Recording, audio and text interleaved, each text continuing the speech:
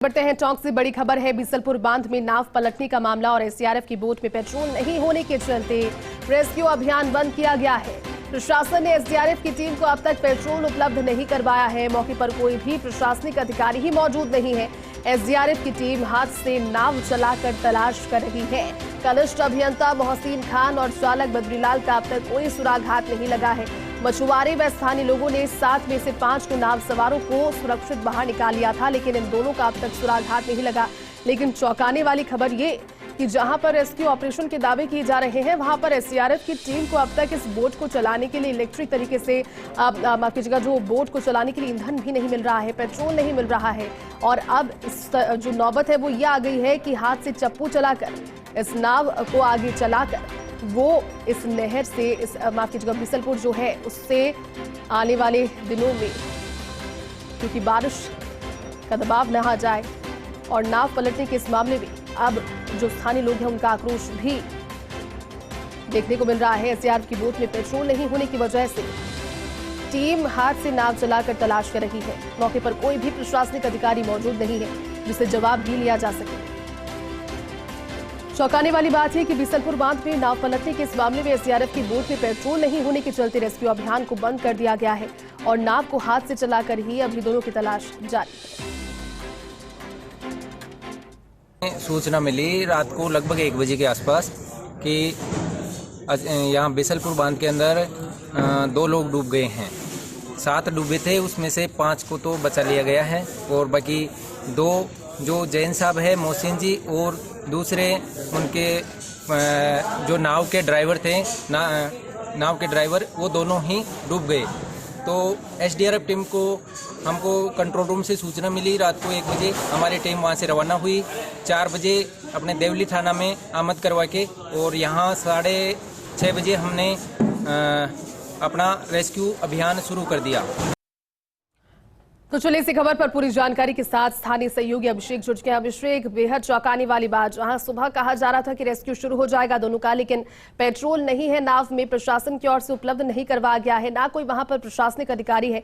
आप वहां पर मौजूद हैं, किस तरह की स्थितियां वहां पर और कितनी लापरवाही आपको देखने को मिली? अभिषेक, टीम सुबह 6:30 बजे से सर्च अभियान शुरू कर दिया था। 6:30 बजे तब से वो तलाश कर रहे थे। जितना पेट्रोल वो साथ लेके आए थे वो पेट्रोल उनका खत्म हो चुका था। उन्होंने प्रशासन से मांग की पेट्रोल की मुहैया कराया जाए।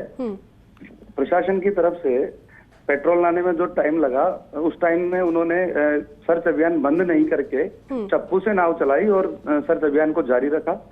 वहां पे कुछ लोग थे जिन्होंने खुद की बाइक से पेट्रोल निकाल के और एसडीआरएफ की टीम को पेट्रोल दिया ताकि वो सर्च अभियान को जारी रख सकें। और उसके बाद अब टोडराई सिंह उपखंड अधिकारी नेहा मिश्रा हैं, थाना इसके अलावा तहसीलदार धर्मेंद्र मीणा हैं, वो लोग भी यहाँ पहुंचे हैं। प्रशासनिक अधिकारी सारे पहुंचे हैं। टोडराई सिंह से पेट्रोल भी साथ लेके आए हैं वो लोग, पर अभी तक दोनों लोगों का कोई पता नहीं चल पा रहा है।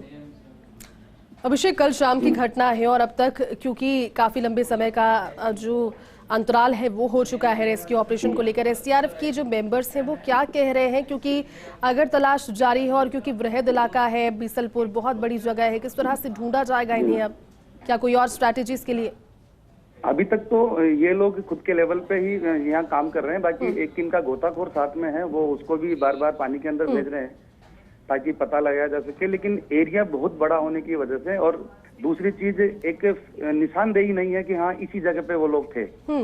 दूसरी चीज, हवा शाम को बहुत तेज थी, हो सकता है कि हवा की वजह से थोड़ा इधर उधर हुए हों वो लोग। लेकिन ये इनकी पूरे प्रयास हैं, कितनी देर में या कब तक बॉडी मिल पाएगी या वो कहाँ है, अभी तो कुछ कहा नहीं जा सकता। लेकिन अभिषेक, एक महत्वपूर्ण बात इसमें यह भी है, क्योंकि जिस तरह से आप बता रहे हैं कि एसडीआरएफ ने सुबह से ही ऑपरेशन शुरू कर दिया था, हालांकि रात में 11:30 बजे तक ऑपरेशन चलता रहा, लेकिन अंधेरे की वजह से उसको कंटिन्यू नहीं कर पाए। सुबह में शुरू कर दिया था। पेट्रोल का यहाँ पर जो ग्लिच आया था अभिषेक, उसको कितनी देर में रिजॉल्व किया गया और क्या उस ग्लिच की वजह से इस रेस्क्यू ऑपरेशन में देरी हुई? क्योंकि आप जिस तरह से कह रहे हैं कि नाव तो चप्पू से चलेगी तो एक नियत समय पर पहुंचेगी, अगर पेट्रोल होगा तो उसकी स्पीड तेज होगी, जल्दी ऑपरेशन होता। वो किनारे से बहुत ज्यादा दूर नहीं है, लगभग 1 किलोमीटर की दूरी पे है, 1 से 1.5 किलोमीटर दूरी होगी। और थोड़ी देर के लिए ही रेस्क्यू जो ऑपरेशन था वो बंद रहा, क्योंकि कुछ लोगों ने खुद की बाइक से पेट्रोल निकाल के टीम को दिया। तो वापस उनका रेस्क्यू ऑपरेशन चालू रहा और थोड़ी देर बाद पेट्रोल प्रशासन की तरफ से भी आ गया था यहाँ।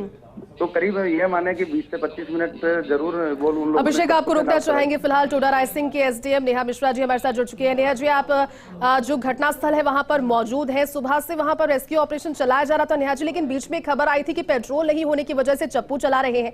क्या वहां पर मौजूदा स्थिति है, आपने देखी होगी, किस तरह की जानकारी आप देंगी फर्स्ट इंडिया को?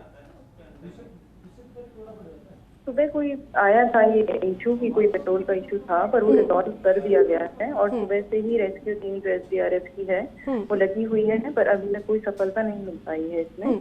हम कोशिश कर रहे हैं लगातार कि जल्दी से जल्दी हम उसको ढूंढ सकें।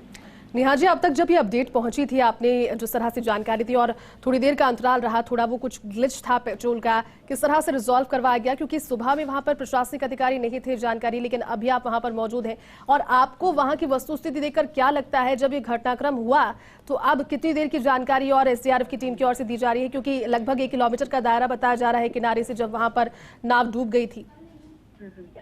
इसलिए कल शाम की घटना है 7 बजे की, और कल भी हम 8 बजे से ही यहीं पर मौजूद थे। सुबह से भी प्रशासनिक अधिकारी सभी मौजूद हैं यहाँ पर, और थोड़ा सा कम्युनिकेशन गैप रहा, शायद इस वजह से कोई समस्या थी, पर अभी रिजॉल्व कर दी गई सारी समस्याएं जो भी थी। और रेस्क्यू ऑपरेशन कंटिन्यू है सुबह 6:30 बजे से और अभी भी चल रहा है। ठीक है नेहा जी, लेकिन इस तरह की घटनाओं की पुनरावृत्ति ना हो, उसको लेकर के अब आगे क्या जो निर्देश है वो दिए जाएंगे? क्योंकि ये गंभीर बात है, 5 लोग जिन्हें निकाल लिया गया, उनके साथ में भी कोई हादसा हो सकता था, लेकिन वो गोताखोर और ग्रामीणों की सजगता थी। आने वाले दिनों के लिए आप निर्देश जारी करेंगे इसको लेकर? जी बिल्कुल इसके बारे में देखा आगे जो भी कार्रवाई की जाएगी और अभी आगे जो भी निर्देश दिए जाएंगे वो आगे की कार्रवाई की जाएगी। पर अभी हमारे लिए रेस्क्यू ऑपरेशन ज्यादा जरूरी है, तो हम मजबूत से कर रहे हैं जो भी हमें करनी है। उसके बाद जो भी कार्रवाई की जाएगी वो आगे की जाएगी निश्चित।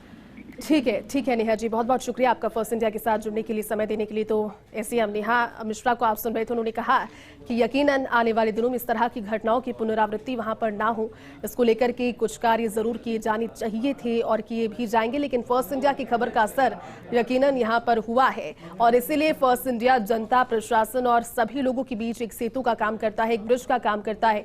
खबर का असर सुबह से जब रेस्क्यू ऑपरेशन शुरू किया गया था तब रेस्क्यू ऑपरेशन निरंतर चलता रहा। रात में अंधेरे की वजह से उसको रोक दिया गया था, लेकिन सुबह रेस्क्यू ऑपरेशन चला तो उसके बाद पेट्रोल खत्म हो जाने की वजह से कुछ ग्लिच आया, लेकिन फिर से शुरू हो गया। उम्मीद करते हैं कि जल्द से जल्द दोनों लोग जिनकी तलाश जारी है वो मिल जाएं। अभिषेक हमारे साथ लगातार बने हुए हैं। अभिषेक, आपने सुना एसडीएम नेहा मिश्रा को, उन्होंने कहा कि आने वाले दिनों में इस तरह की घटनाएं वापस ना हो वहां पर, उसको लेकर भी निर्देश दिए जाएंगे।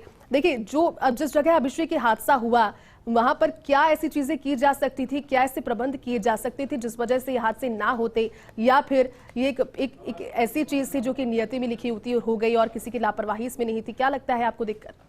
बिसलपुर डैम का जो कैचमेंट एरिया है उसमें कई अवैध नावें चलती हैं।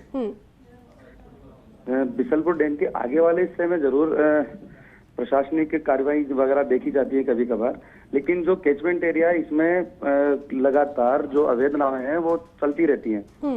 उनके ऊपर किसी तरह का अंकुश लगाया जाए तो शायद इस तरह की घटना की पुनरावृत्ति नहीं हो। बिल्कुल अभिषेक, उम्मीद यही करते हैं कि फर्स्ट इंडिया की खबर का जहां पर यह असर हुआ है कि अब वहां पर एक बार फिर से ऑपरेशन सुचारू हो गया है, तो उम्मीद अब यही करते हैं कि ये बात भी पहुंचे और आने वाले दिनों में जो जिस तरह के अवैध नावों की जानकारी आप दे रहे हैं वो किसी की जान के लिए आफत ना बने। बहुत शुक्रिया अभिषेक जुड़ने के लिए। हर खबर सबसे पहले पहुंचेगी आप तक, चाहे ब्रेकिंग न्यूज हो या हर वो खबर जो रखती है आपसे राबता। अपने मोबाइल पर डाउनलोड करिए फर्स्ट इंडिया ऐप। आप हमसे सोशल मीडिया प्लेटफॉर्म पर भी जुड़ सकते हैं। ट्विटर और फेसबुक पर कीजिए हमें फॉलो। यूट्यूब पर भी अपने पसंदीदा कार्यक्रमों का मजा। हमारी वेबसाइट पर करिए विजिट और जानिए वो तमाम खबरें जो आपको रखती हैं सबसे पहले, सबसे आगे। First India news digital platform पर भी फर्स्ट।